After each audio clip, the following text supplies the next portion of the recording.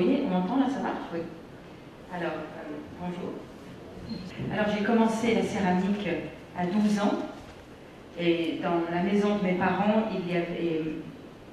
j'avais 3 frères. Et à l'époque, on ne jouait pas les garçons avec les filles. Donc pour m'amuser, je suis allée dans le jardin. Et en bas du jardin, il y avait une rivière. Et là, j'ai pris la terre et j'ai enlevé les cailloux. Et petit à petit, j'ai fait des boules. Et avec ça, j'ai fait des premières céramiques. Mais je ne connaissais rien à la technique, absolument rien. Et donc, j'ai dit que je voulais apprendre à mes parents. Et ils m'ont envoyé à Paris, dans une grande école de céramique. Et là, je suis allée voir les musées de céramique chinoise. Et il y avait dans un musée, au musée Cerruti, un peintre coréen très connu,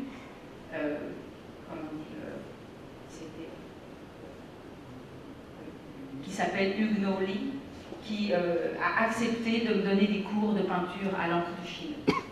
Alors pendant 10 années, j'ai fait la calligraphie et la peinture, disons chinoise, et en même temps la céramique à l'école. Pour ça, vous verrez, les deux au début sont très liés. Voilà quelques peintures, juste un exemple. Et donc les premières céramiques que j'ai faites étaient soit avec des idéogrammes, soit avec des peintures dessus. Et donc à cette époque, j'ai cherché une façon de peindre sur la porcelaine avec une matière qui ressemble à l'encre de Chine. Voilà, avec cette façon de faire, c'est peut-être même un petit peu japonais, mais j'étais un peu triste car je trouvais que mes céramiques n'étaient pas assez riches en émail, en matière. Alors j'ai cherché comment mettre le tennoku sur la porcelaine et peindre avec. Et donc là j'ai apporté aussi une autre pièce, on voit mieux la peinture avec l'émail.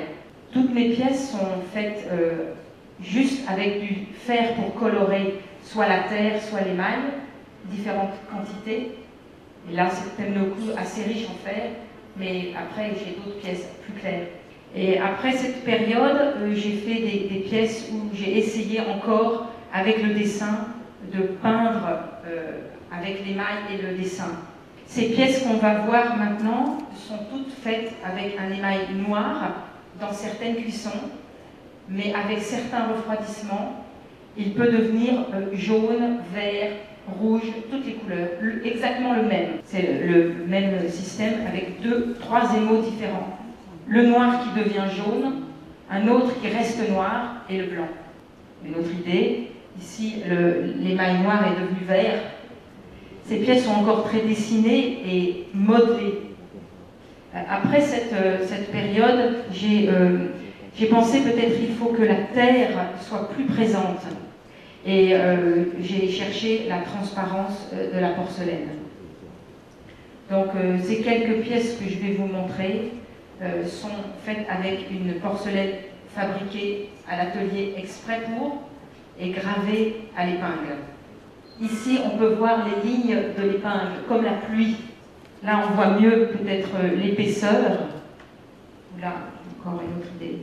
Mais toutes ces familles n'étaient pas assez reliées avec l'émail, vraiment. Je trouvais qu'il y avait soit le dessin, soit la matière de la porcelaine gravée, mais pas assez tout ensemble.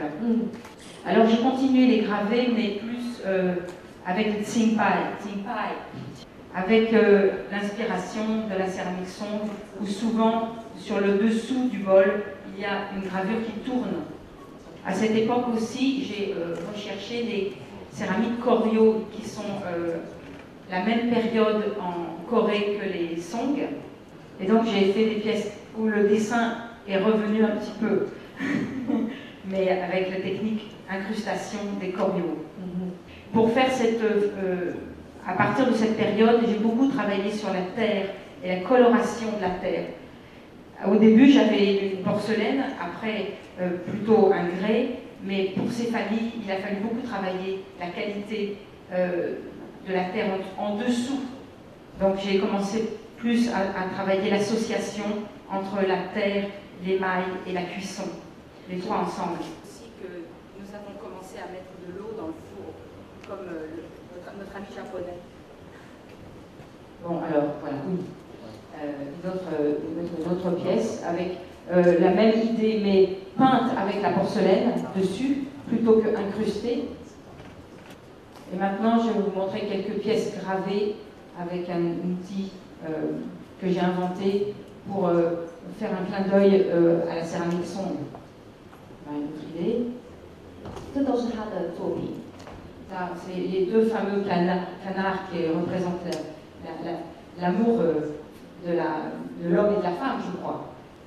Après, j'ai fait plutôt des très grandes boîtes avec l'idée de chercher comme un lagon dans les pays, dans le Pacifique, comme si les mailles devenaient de l'eau.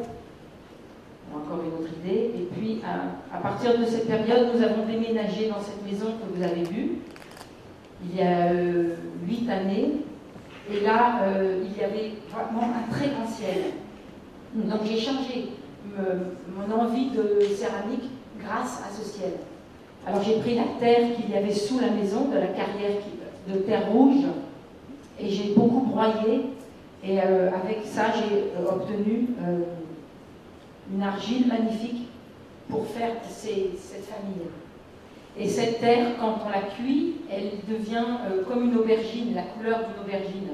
Alors j'ai peint des nuages avec la porcelaine, un peu comme on fait les coriaux, un peu aussi l'idée des céladons, un peu tout ça mélangé, pour donner l'idée du ciel et du soleil et des nuages qui passent.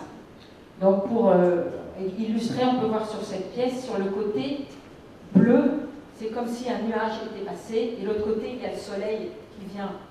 Et pour faire ça, j'ai dû dérégler le four complètement.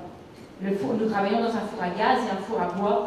Et pour faire ça, j'ai cuit dans le four à bois. Mais les brûleurs sont tous... un four à gaz et les brûleurs sont tous déréglés, modifiés.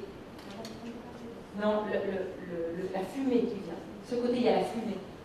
Là, on peut voir un point bleu, c'est une flamme avec la fumée qui est arrivée au centre. Là, on ne voit pas bien. Bon, je pourrais vous montrer encore beaucoup de pièces, mais pour finir, j'ai pensé que ce serait intéressant de montrer quelques pièces